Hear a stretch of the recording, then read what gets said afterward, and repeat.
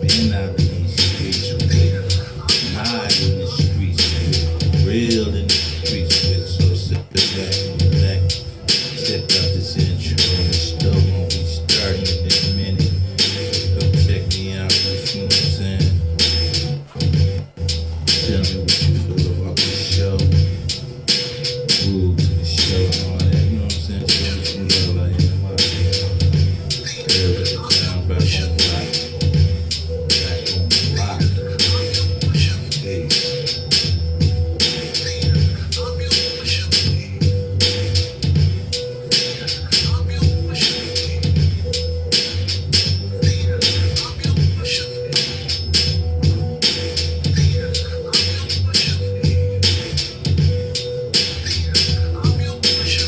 What's happening? I wanted to talk about incarceration. The first time I got, no, I ain't gonna say the first time. Well, when I got incarcerated, it was madness. And I'm gonna speak on this story because I don't want the youth to follow in the same direction that I followed in. Because a lot of people out here they glorify being incarcerated and glorify that lifestyle. It's nothing to glorify in that situation. It's nothing to glorify in that situation. To be in a system, whereas you can get killed, you told what to do, fight a violent situation, you're around some of the most worst of criminals, be behind bars, be in containment, like have anything done to you at any given time. It's not a good look for nobody. It's not a good look for nobody. When I see youngsters out here committing crimes and doing things to be cool, carrying guns, shooting, stealing, robbing, I understand that mentality that they own at that particular time. But they're trying to get money. But see, the thing about money,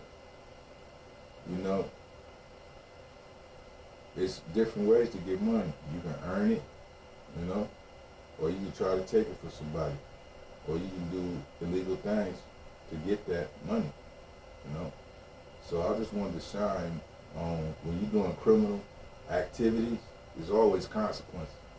There's always consequences, and two main consequences about out here doing criminal activities.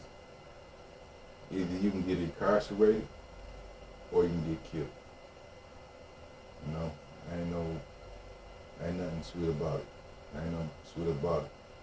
And when you in these situations among your groups, your gangs and stuff, and you can look on the TV shows, another 48 hours, how people snitching on each other, snitching on their homeboys. They just telling. They don't even have cases on a lot of these guys, and these guys telling. And next thing you know, they got 4 or 5 people in there about to do natural life. They ain't even have a case on you guys. So you got to think about things when you out here in these streets doing stupid shit. You got to really think about is it worth it? I know we get caught in the moment, whether we be intoxicated or high off drugs or just trying to be down with the homies. You got to really think about every move you make in society as a youth and as an adult. You know what I'm saying? There's been incidents, and I got to in as an adult, but I chose to look the other way and do different things because I know it's a no-win situation. We got responsibilities out here. Some of us got kids, families, and the number one thing is yourself. Taking care of yourself, maintaining, being productive out here in this society, And, everybody glorified penitentiary. It ain't no glory. It's not glory there. Because, when I can recall when I went to the county, and I got charged and sentenced. And the situation was, it was grim, After I got found guilty, I knew I was going to jail, I fought the case. I ain't have correct legal representation. You know, I basically didn't know what the fuck I was doing. That's why I talked about other video about being ignorant when you're going against the system. And I got found guilty. I shouldn't have. You know, by that being my first offense, I shouldn't have seen no penitentiary on your first offense. But I didn't know that. But I ended up going to penitentiary. But in the county jail, I'm going to speak on the county a little bit. And when the inmates was in the county jail, we was around everybody. The killers, the rapists, drug dealers, car thieves, you know, the drug users, from parent houses to everybody, people drunk, you know. So you mixed in with some of the hardest criminals and some people that shouldn't even be there, you know. And once you're in prison, man, you know, if you're weak, you're going to get taken advantage of. You know, you're going to get extorted, get your commissary took, you know. Some people in there, they pay for protection, you know. Gangs in there. There's a whole lot of different organizations and different sets up in there. So it's a very dangerous place. You know, there ain't no pieces and creams about it. You're in there with a group of men. And, you know, and there's wolves in there, you know, predators in there, you know. So you gotta be on your P's and Q's at all time. And when we was in the county, we used to get prepared. Because we used to have guys that was from the penitentiary that was, you know, was fighting cases. And they'll come back, say they was already sentenced on a writ. They was already sentenced to penitentiary time, but they had more cases, so they had to come back to the county. And they used to tell us stories about the penitentiary and things of that nature. And, you know, to prepare us when we get up in that jungle. You know, to prepare us like what to look for, what to not look for, and things of that nature. So we used to be in there, we used to work out all the time. But we know we definitely gonna get into some altercations at the penitentiary. You know, that's gonna happen. You're gonna get into some altercations. You know, so you gotta have some hands. You gotta have some hands. If you don't got hands, you gotta be able to fight. But if you don't stand up for what's true and yours, which is yourself, then people are gonna try to take yourself. They're gonna try to take you, disrespect you into the utmost way. So you gotta be in there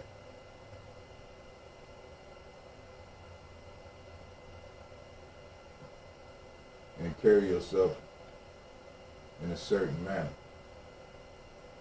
And, you know, coming from my area, when I was locked up at the county, you know, I knew a lot of guys. There was some situations that popped off in there, mainly fights, you know.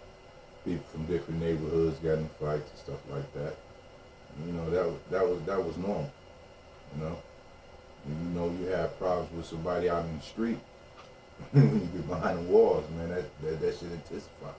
You know what I'm saying? You ain't no running in, you know what I'm saying? You can't hide then. You know, you don't have to deal with them consequences head on, you know? So, I remember situations when I rode out from the county. I got sentenced and, you know, rode out to the county and went to penitentiary. And we had to do a quarantine. Quarantine is like when you first get to prison, they'll evaluate you for, like, you know, classify you like what big facility, main prison you're gonna go to. So they'll quarantine you and house you the first 30 days in certain facilities, but that's not where you're gonna do the majority of your bulk of your time. And they, you know, I did the little 30. I remember one of the stories. I remember first getting in there. We first got to quarantine to this facility, and so everybody wanted to get on the phone. So everybody trying to get on the phone, and the CO, I'll never forget the CO.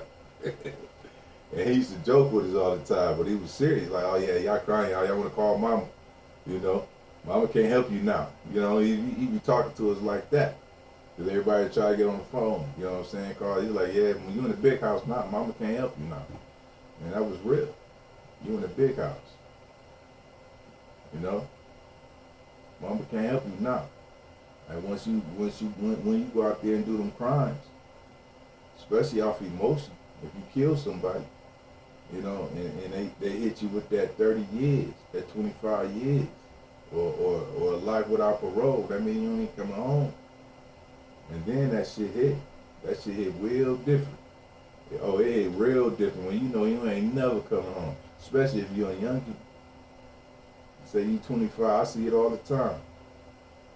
Cats get hit, never come home. And they break down and cry. And you know, like, what you crying for? You know, you was standing on business out in the street though. So when you went in that court, you talking about you standing on business, right? So what is you crying for? You know, you took somebody's life. You know, the person whose life you took, you know, it's over with for them. You hit. So you got to deal with consequences.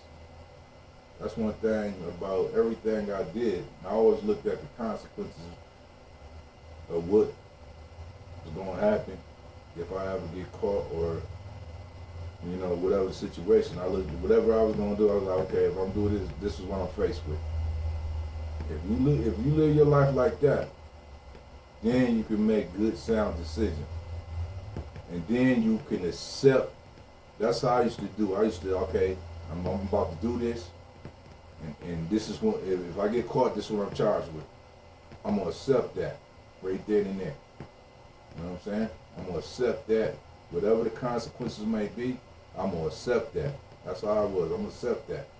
If I'm not never coming home, it is what it is. Once you live like that, then you be able to make sound decisions, because you be like, nah, I'm not really, it ain't even really worth that. You know, we just gonna let that situation ride, or I'm not gonna do that. But that will prepare you for penitentiary, being able to understand that, like, if I do this crime, it's a possibility I ain't never coming home. You know, is it worth it? Whatever you're doing, is it worth you being in a correctional facility for the rest of your life? No, it's not. Because whatever the crime is, I guarantee you, and you can ask anybody that ever been locked up, the first thing they say when they get caught, I should have stayed my ass at home.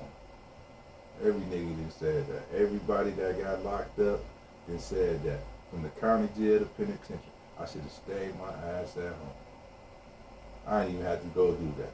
They regret the crime they committed.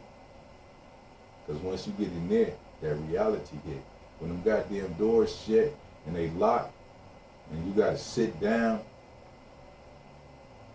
and just waste time, because all it is wasting time until you get to your, you know, destination and start applying yourself. But it's a waste of time. And you can't live your life how you want to live your life. Being told what to do 24 hours a day, when to sleep, when to eat. You know what I'm saying? When you take a shit, you gotta take a shit in front of everybody, piss, whatever. Sleeping on concrete. Been around a bunch of funky ass niggas with funky balls. You want that type of shit? Funky feet ass niggas. Different attitudes, different situations. Always altercation, man. Always altercation. You know?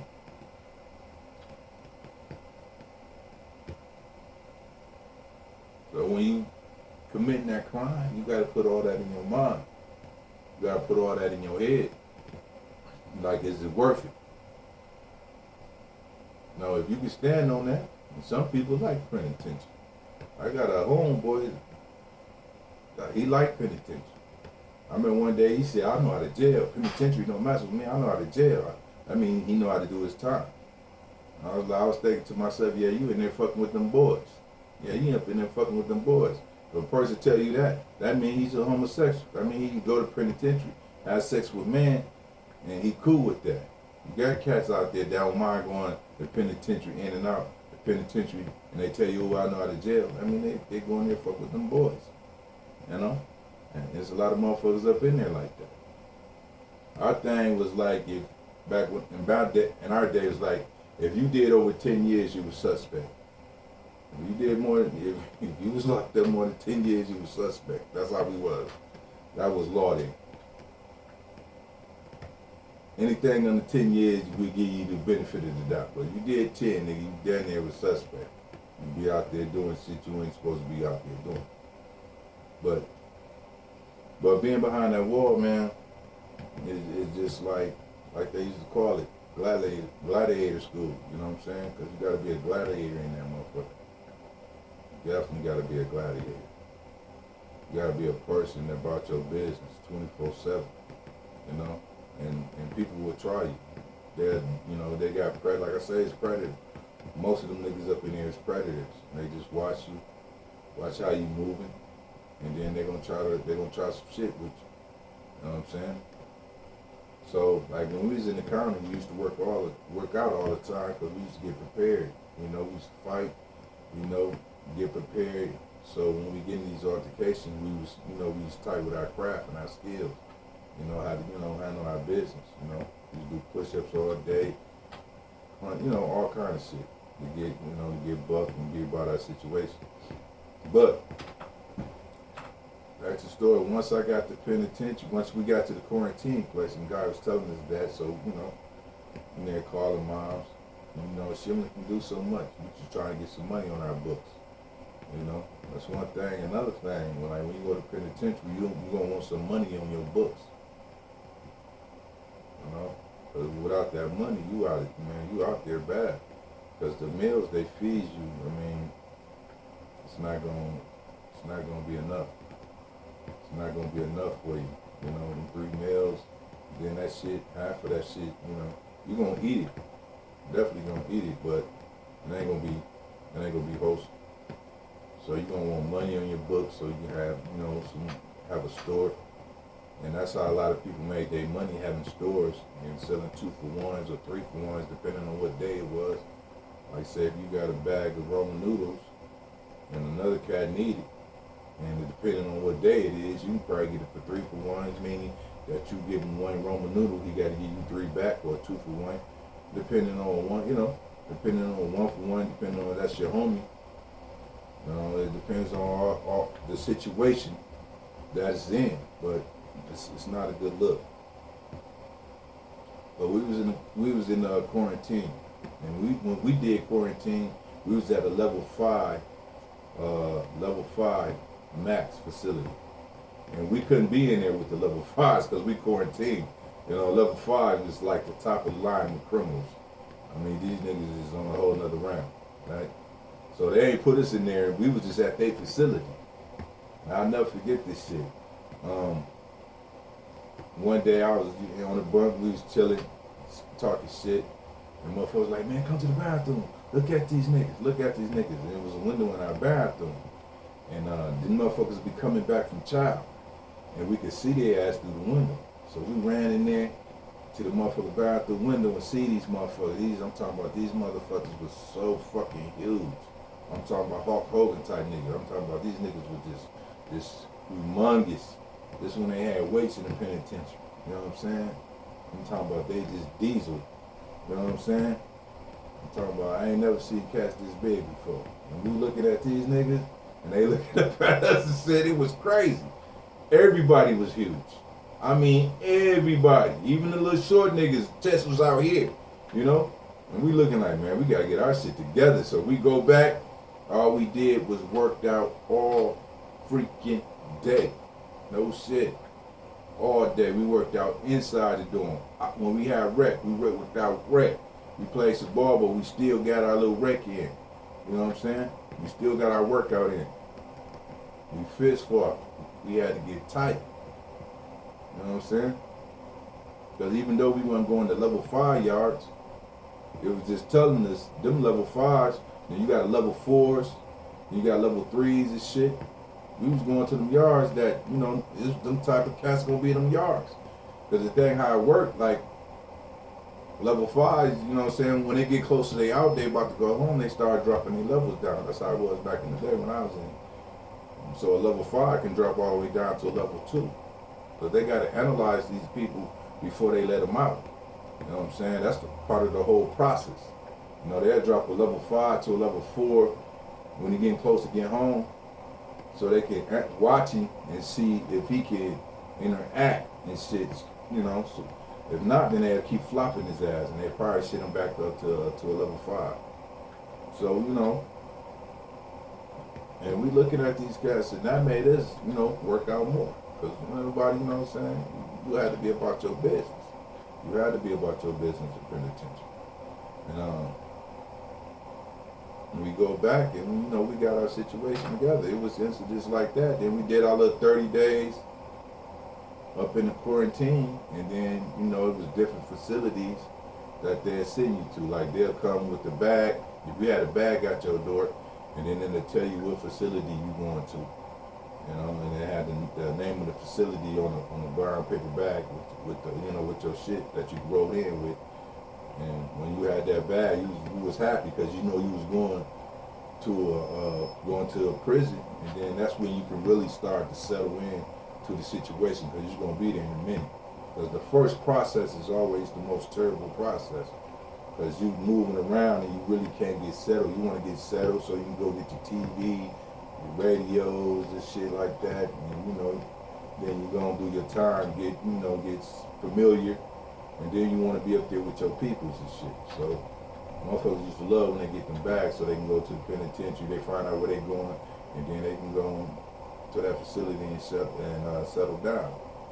And I remember when I got my bag, and I was happy as hell because I was in a fucked up situation, because I was in 23-hour lockdown. And when I got my bag, that was like the happiest moment of my life. Because I was on 23-hour lockdown. I was back there with motherfuckers that ain't never come home. I got into it with the CEO up in that motherfucker. And he put me in on lockdown. You know.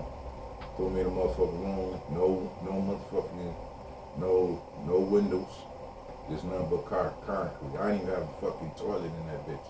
Motherfucker gave me a plastic pee thing. You know how they give you at the hospital, one of them motherfuckers. I ain't had a shitter. I ain't even had no water. And I was there for the duration. You know what I'm saying? If I had this shit, I just had to beat on the fucking door. They used to have to come and, you know, take me somewhere and shit. I only had 1 hour to get out. And in that hour, I had to go take a shower and then get a little wreck in. The level, it was a, you know, it was a little tight little fence ass shit, you know, you could see the sun, you know, shit like that. But I was in the fuck because I got into it with the CEO. Motherfucker put me back there, man. And that wasn't that nice. You talking about a motherfucker down there losing his mind. I down there lost my mind back there because I ain't had nobody to communicate with. Like I say, there wasn't no fucking windows back there. It was just nothing but concrete. You know, I ain't had shit but that little fucking piss. So I had to really go deep within my motherfucking mind. You know what I'm saying? To keep sane and shit. You know, I used to recite songs and, you know, shit I knew, and keep on the rotation and keep doing shit over and over and over again. You know? And I ain't know what the days was until the motherfucker came to let me out with that 23. You know what I'm saying? 23 hour. That hour to take a shower, and I was like, okay, that's one day. That's how I used to count my days, because it was fucked up, man. I wouldn't wish that on nobody. That was fucked up, and I was young. So I thank the Most High, He got me through that situation. But when that bag hit that door, boy, you talking about a happy motherfucker to get out that shit, man. And once I got out that shit, I went to the facility I was supposed to go to, and I'm gonna tell you how this shit worked. As soon as I got there, you know, it was a nigga I was beefing with. Well, actually, the nigga did some foul shit to me and my homie in the street. Now, I don't know if I want to tell this story, but I'm probably gonna wait till another video to tell the story. But okay, back to the story what this nigga did to me and my home. We had a home. And he called us. He was having some problems with this nigga and some of his homeboys. So he called us. because that was my boy cousin. And we came. We was like, I think like 6 or 7 deep and shit. So we go on that side of town. So we out there from the house waiting on these niggas. So the nigga came, and when he came, he had a sawed-off shotgun. And when he came out the car, he came out with the motherfucking sawed-off shotgun. Now everybody ran, but my big homie, that's like my brother. That's my motherfucking brother. And he stood, he put it on my big homie. He had him right in his fucking face. And I'm standing right next to him. I ain't running because he ain't running. But that's like I said, that's my big homie. That's my brother. Me and him, we done a, you know, he was like, he used to school me. So when that nigga didn't run, I ain't run. I stood, you know, I was like sitting right next to him. And this nigga pulled out the sawed-off, had it up in his face, and was talking shit. And the big homie must have said some shit so out cold to the nigga. Well, I can't remember. Must don't want me to tell the story. But he must have said some shit so motherfucking out cold to him that the nigga didn't even want to shoot him no more. He was fucking around with the gun, and I could say, then I was thinking, this nigga don't even want to shoot my nigga. Cause he said some shit. It was so cold what he said to the nigga. I mean, it was so cold. He said some cold ass shit, and the nigga started fucking around like, how you shoot the motherfucker like he didn't know what the fuck he was doing. All you gotta do is pull the motherfucking trigger, nigga. You know what I'm saying? He didn't want after the big homie said that shit, he didn't want to shoot him. So they got in the car and skirted out and shit. Then the other homies came back and like, nigga, what the fuck y'all on, you know? And his younger brother was there. He's like, man, you the only brother I used telling him. You the only brother I got. What the fuck's wrong with you? How you gonna study for the gun like that? And that nigga stood on business. He told the nigga. Because he was the oldest of all of us. So he had to teach all of us. You know what I'm saying? And that's how he was. He used to teach us shit. You know what I'm saying? And he was about his fucking business. And by him being my God, I consider him my older motherfucking brother. When that nigga stood there, and I ain't moved, cause when them niggas dipped, and I look back, them niggas was gone. That nigga was right there. So I'm not going nowhere. That's my nigga. Fuck, I'm going, you know? We right there, you know? Whatever. You know, we ain't had no heat. We had heat, we ate his ass up. We ain't had no guns, nothing. He stood on that shit. Told that nigga something. Then I realized some shit that day. That was a good learning experience. He was about his motherfucking business. Whatever his consequences was. You know? And I love that brother. Because he used to teach me a lot of good shit like that throughout life. You know? Throughout life. But I seen the nigga, back to the prison story, I seen that nigga that pulled a gun on my nigga. Right? So the nigga seen me, he got ghosts. I was like, oh, this nigga up in here? You know, I'm about to get on his ass for real, you know, because there ain't no gun up in that motherfucker, you know what I'm saying? I'm about to get up in that, but he was already in penitentiary before I got there. He was already at the facility before I got there, you know what I'm saying? So I'm about to get on that nigga ass. That nigga just ghosted. So I'm like, damn, where's this nigga at? So, I finished doing what I had to do. I'm in the yard just walking and shit. Now, it played out good, though. His big homie that was in penitentiary walked up to me.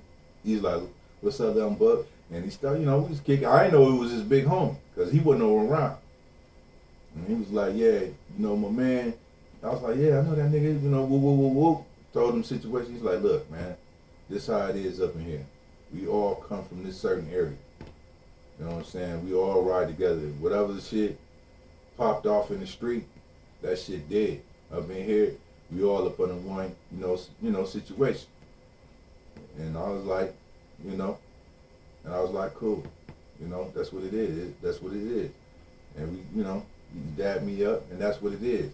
And it stood on that situation, because that's the respect that I had. How that OG came to a nigga. Because if it had been a young nigga, it'd have been a whole different scenario. Especially if he already been locked up. I could have got shanked. They could have jumped me. You know what I'm saying? We could have been, you know. But since the old he came to me respect. Plus we came from the same city. You know what I'm saying? So we was like it was like whatever city you was on, that's what you riding in. But it broke off. It'll break off and shit once you start doing your time. Then you start breaking off in different situations. You know what I'm saying? You'll break off because, like I say, the organization's up in penitentiary. Then you'll break off into your organization, whatever you're gonna ride on. You know what I'm saying? You'll break off into that organization. But that was some G shit. But if it been, like I said, if it been a young nigga, it'd have been on. And then I see the nigga again. It was like, you know, it was, you know, I left it like that. Cause the OG came to me with a respect. He ain't come to me with no disrespectful ass shit. He came to me on some straight respect, and I respected him. Come to me like that. That's why I was like, okay, yeah, it's dead. Cause he came to me like that. Cause it's like my OG. You know what I'm saying? My OG, you know what I'm saying, came to me with some shit like that. I'd have been like, cool. You know, it's the same, you know, same shit. You know what I'm saying? So I was like, that's on some respect shit. So I'll let that shit ride. You know? But it's just that easy how shit can pop off in the street, in penitentiary. Shit that happened in the street, nigga, your ass go in motherfucking penitentiary. You beef one nigga, you can kill somebody's family, or whatever situation may be. When your ass get in the pit, they gonna be on your ass. And it ain't gonna go like that. Cause it was a situation that I ain't gonna speak on that was similar to that situation. It didn't go that way. It went to a whole different scenario. It ended up in a motherfucker losing their life. You know what I'm saying? But I was fortunate enough that the OG came to me because the respect and all that shit, that was just like, you know, the ultimate respect. Because like I said, I was with my bond. How my big homie was teaching us, you know, and then, you know, it was the respect level that I had for his big homie, how he approached me in the respect shit. So that shit mean a lot, you know what I'm saying, when we was coming up. It wasn't like it is now. Motherfuckers don't disrespect everybody, don't give a fuck you. And no, we had respect for our old heads. The big homies, we had much respect for. Motherfuckers come to us on some respectful shit. We don't listen to them and be on some different type of shit. Because, you know, they had more knowledge. You know, it was all about a knowledge stack. They had more understanding. They didn't put so much work in. So we always had to, you know, respect that. And it was a couple of situations that I ain't gonna speak on this video, but it's a couple of situations like that popped off like that could have been end up drastic. You know, that's why always, you know, like our generation, we always respected our big homies. That was just, you know, that's how it is, nigga. You know what I'm saying? The big homies come to you on some respectful shit. You gotta take that. You gotta take that and be respectful to that, because he could have came foul. You know what I'm saying? He could have came in your neck. You know what I'm saying? Could have put something up in you. Could have killed you on that yard without you even knowing. You know what I'm saying? So it's always respect. You got, you know what I'm saying? When you're in penitentiary, you got to know how to move. And like saying, some shit a lot of stuff happens when you get behind the walls, and they'll try to break you off. Like in the county, with the, you know, if you certain gangs and shit, they ain't gonna put you around. But in penitentiary, that's a whole different vibe, nigga. You gonna be around everything. You gonna be around everybody. So you know what I'm saying. You gotta know how to move, man. And you don't want to be around on knuckleheads that's constantly getting in trouble. Because if you around, if they know you in a gang in penitentiary, and then when you trying to get out and you gotta go see that parole board, a lot of niggas was getting flopped because they was affiliated with certain gangs and they was doing certain activities. So when they out day came home, them niggas was getting flopped, meaning they had to do more time. I think it was like, I believe it was like another 6 months. I forget how much time it was, but and then you gotta keep going. It's like you gotta keep going after that month. Then you go back to the parole board.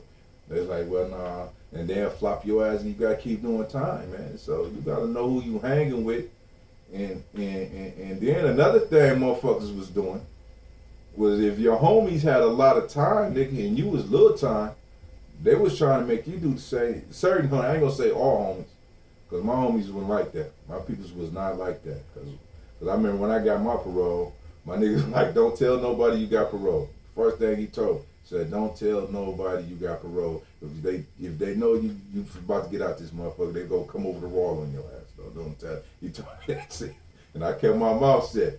But my nigga told me that shit though.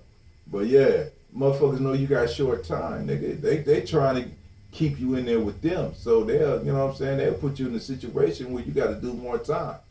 There's been incidents where a motherfucker know he's short, but he got to go do some crazy shit, and you know what I'm saying, and give him more time. You know, that's crazy shit, but that's the shit used to go on when I was locked up. You know, and like I say, it's a bad situation.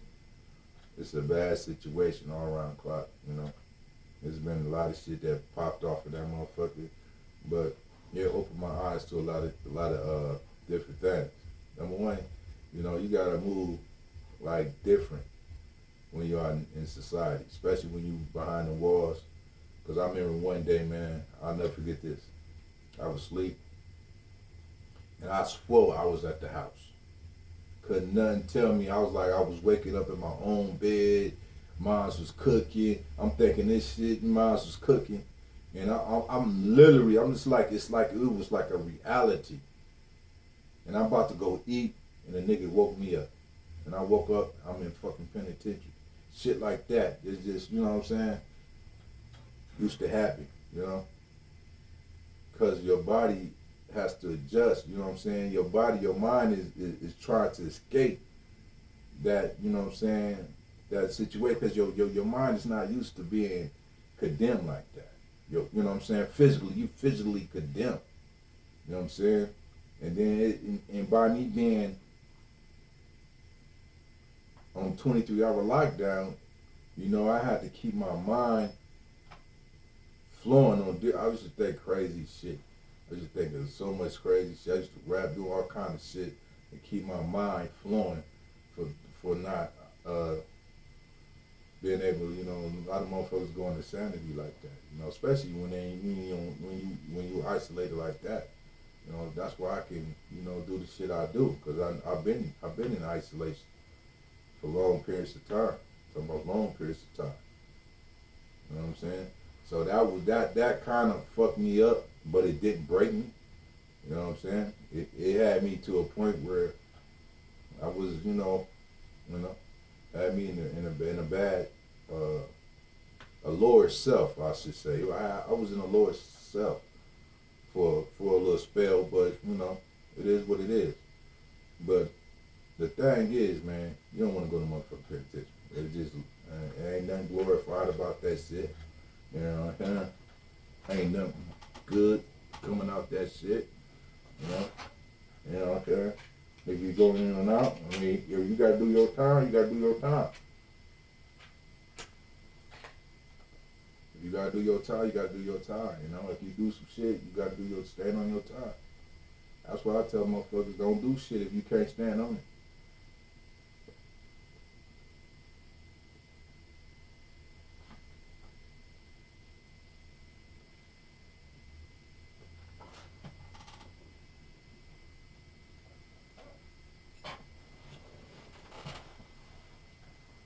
Yeah, don't do shit if you can't stand on it, man. If you can't do time, nigga, don't do shit.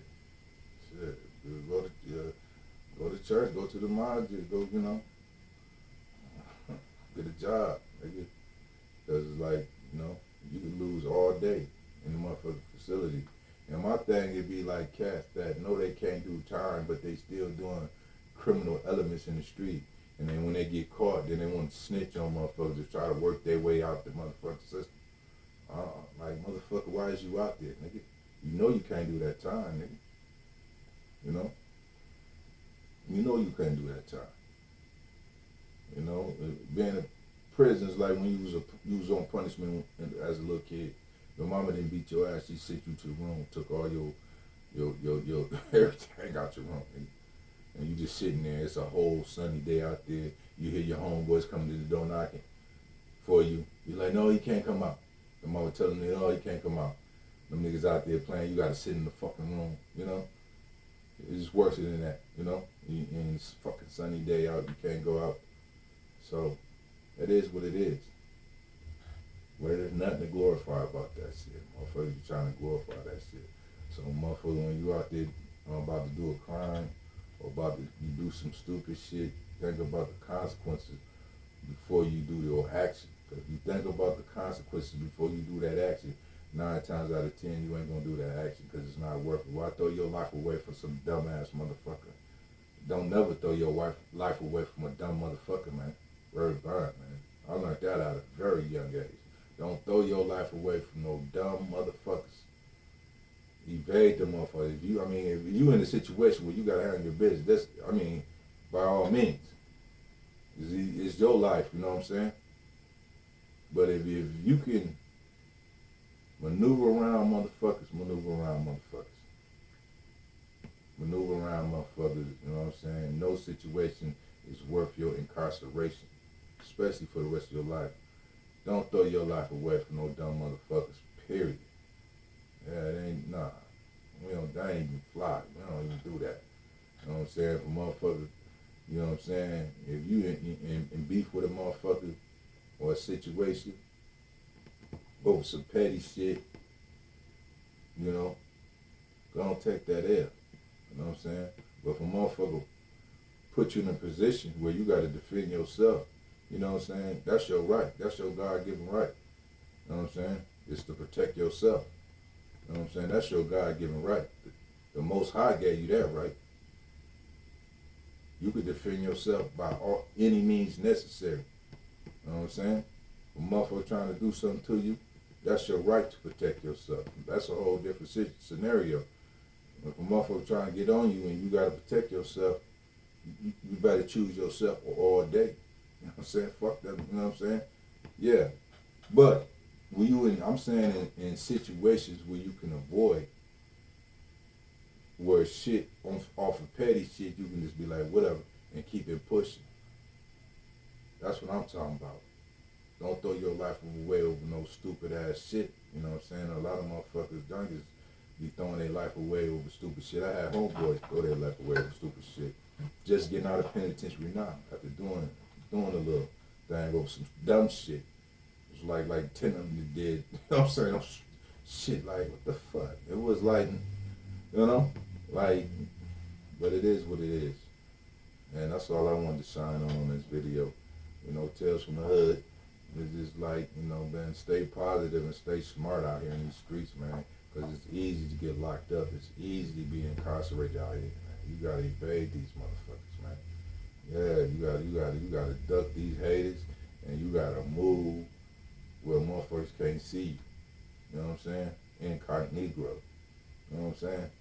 These niggas can't see you. They can't see you. That's how you gotta be out here, man.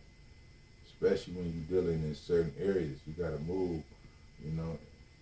Don't be moving with a lot of niggas and niggas doing dirts and, you know what I'm saying? Because, like I said, these niggas can't hold water now. You know what I'm saying? They can't hold water. Motherfucker get hit, get caught, then he want to put your business all up in his motherfucker mouth. You know what I'm saying? Now them motherfuckers on your ass. Now they bring you in. You know what I'm saying? That's how it be. Niggas getting caught and shit. Instead of them standing on their business, they want to put you all up in there. You know what I'm saying? Now they got you. Then they got all, you know, next thing you know, they got 4 or 5 motherfuckers. They ain't never coming home. Don't stand on that shit, man. It's best to move by yourself. Move with solid motherfuckers, you know? That's why motherfuckers need to have talks. When you moving with units, like, look, motherfucker, this side's going down, and you know what I'm saying? You know, real talk. You guys motherfuckers ain't talking about real shit out here, man. Niggas need to be talking about shit. If shit pop off, you know, this is a scenario. Yeah, man. So, man, that's all I want to hit on, man. Peace out, man. And so, stay out that pen, yo. Make wise decisions. Peace out.